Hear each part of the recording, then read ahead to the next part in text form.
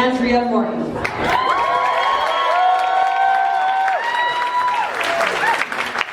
Hi. Well, that was so kind. It's true, comedy is super misogynistic and horrible. Sometimes I'll get a comment like, wow, an actually funny woman who used to be a man. And I'm like, yeah, that's my cheat code. Like, I was a man for like 7 years doing comedy, and so I was able to do comedy for like 7 years without getting harassed. And then I transitioned, and I'm like, I'm good at it. All right. I'm Andrea. I'm trans. I came out like 4 years ago. 5 years ago. Oh shit. Wow. I'm a hero. Thank you.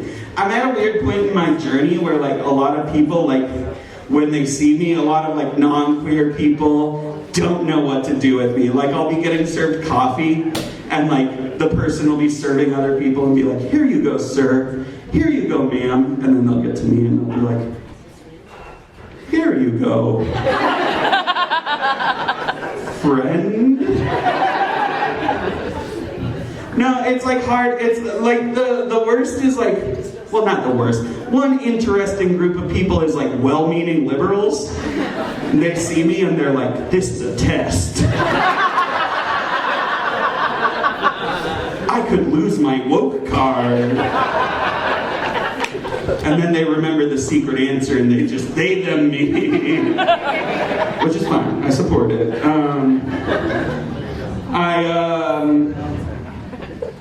I also like, I don't know, sometimes someone will come up to me and be like, you look so good. Oh my gosh, you're so beautiful right now. And I don't know if they're saying you're beautiful or if they're like saying like, trans rights.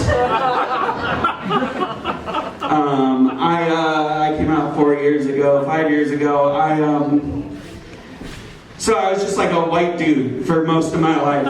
There's not a lot of ways in life you go down in privilege so much as going from white dude to trans woman. Like, I don't know how to deal with it. Like, I don't know how to talk to cops. Like, I'll get pulled over and they'll come up and be like, do you know how fast you were going? And I'll be like, I'm high right now.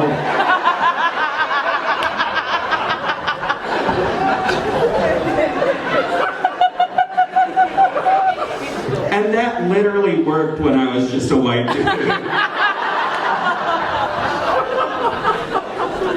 I was arrested at a protest in 2020. I always, side note, I always expect people to cheer when I say I was arrested at a protest in 2020, like I'm a future.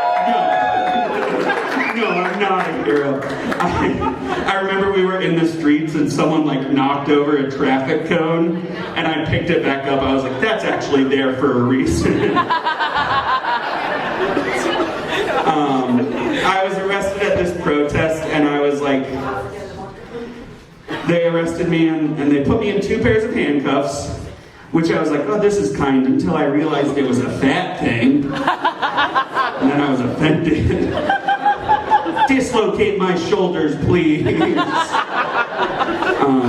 I got taken to jail and like I was like checking into jail and someone came up to me and they're like, we can tell you're trans.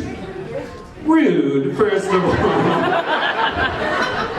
We can tell you're trans, and just like when you check into jail, make sure you let us know your gender identity and we'll treat you with all the dignity and respect you deserve. Some of y'all are ahead of me. And I was like, yeah, that tracks with everything I know about the criminal justice system. And so I went, I checked in, they're like, oh, what's in your pants? I was like, doesn't matter. And they put me in protective custody with the other trans women at the protest to protect me from all the communists I was arrested with, I guess. And immediately I flipped. I was like, it's not real. I want to be out there with the normal people. You're so beautiful and strong. I want to watch Law and Order in the jail waiting room.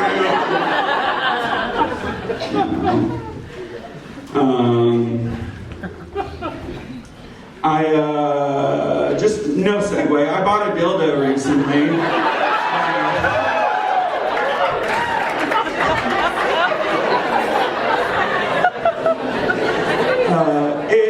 Incredible.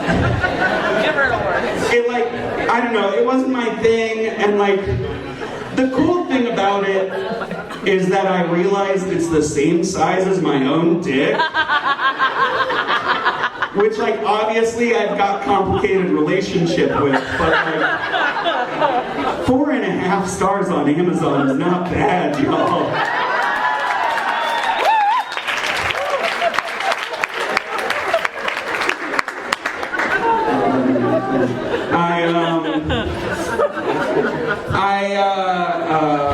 I arranged my set list, so I'm going to do 2 dick jokes at once.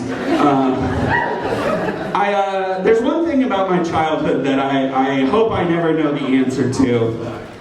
And I'll never find out. I'll never know, but I always wonder, I was in a household with a lot of casual nudity. Nothing weird, but we just weren't weird about being naked. And I just wonder, is my dad's dick as big as I remember it being?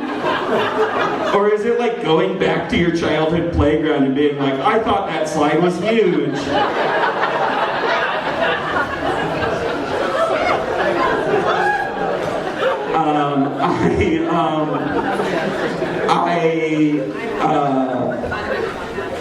My family's great. They do awesome with me. They do their best. They try and gender me right. They do pretty good. They're 70s, so 60% of the time gendering me right feels great. Awesome job, y'all. I feel so weird because I didn't grow up in a Mormon family, and I feel weird in queer spaces in Utah. Because I'm oh, my family loves me and I don't know what to do.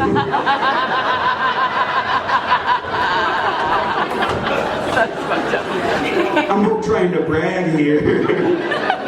They're annoying. I thought I was gonna lose their support when my sister's partner came out as a trans woman, and I thought my parents were gonna be they're multiplying in the family. What's happening? I don't know. They gender me right more than her, so I guess I'm winning in that one. She's not my favorite. I don't know. I struggle with her, and she wants me to be there for her, and I don't know what to do. She had a huge meltdown after the beginning of November, whatever happened then. She's oh no, is being trans gonna be illegal? What's gonna happen? I don't know how to deal with this. And I got on the phone with her and I was hey, we don't know how bad it's gonna be. We've got good judges in this country, and it's very likely that it's not gonna be as bad as it seems. Which is a therapeutic technique known as lying.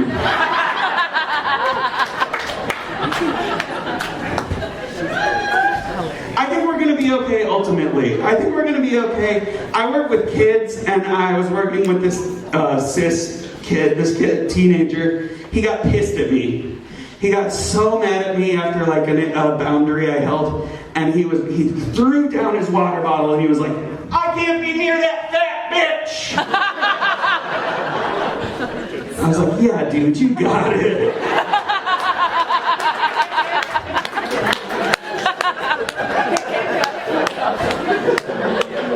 You affirming the sucker? I'm trying to lose weight. I'm also trying to be fucking fat liberation, body's sexy at any size. I'm trying to lose weight so I can get bottom surgery. Which is doctors are saying I need to lose weight in order to get bottom surgery, which is weird.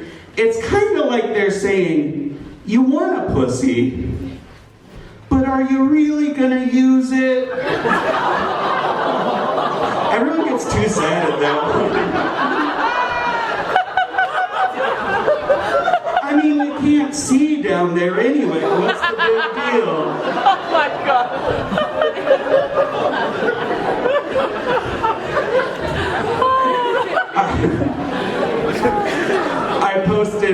posted a TikTok about that, and it got like a lot of traction and a lot of weird comments. Some of the comments were like, "That's a man," as if I wasn't talking about my dick on stage. I solved it, Sherlock. Someone said, "He can't get one the right way, so he has to get one surgically." Yeah. Pretty much nailed it. A little grammar issue, but...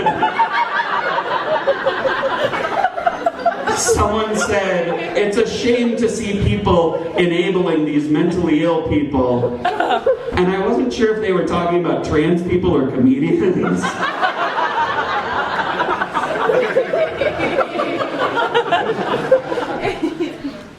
Why is my phone locked?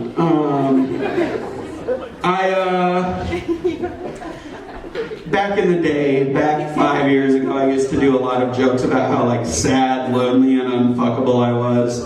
Back when I was just like a dude, everyone was like, "Ha, hilarious." And now when I do those same jokes, audiences are like, "Oh no, that seems real." I'm lonely. I was sitting in an audience next to this couple. It was like a really packed audience. And the girlfriend had her arm around the boyfriend, and she was like sort of strumming her fingers on his shoulder. And it was like rubbing up against my shoulder. I was like, "This is nice." Gotta get some of that secondhand love.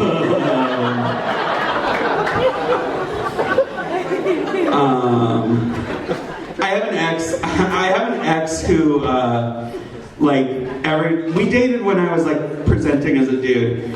Every time like we talk now, she's like introducing me to people. She's like, "This is my ex-girlfriend, Andrea," as if like she's a part of the queer community now.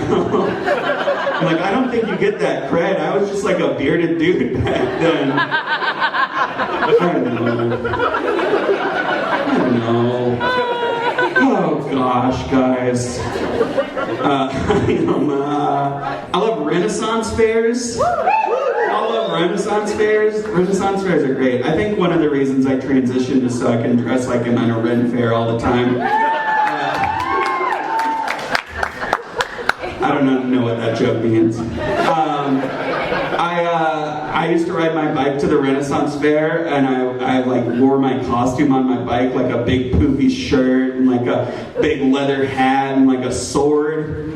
And I rode past families going on walks with their kids on a Saturday morning. And those parents would have to explain to their kids what a virgin was. Okay, I'm gonna wrap up with this one. I don't know, I need my phone. I've been thinking about furries a lot lately. I think furries are great.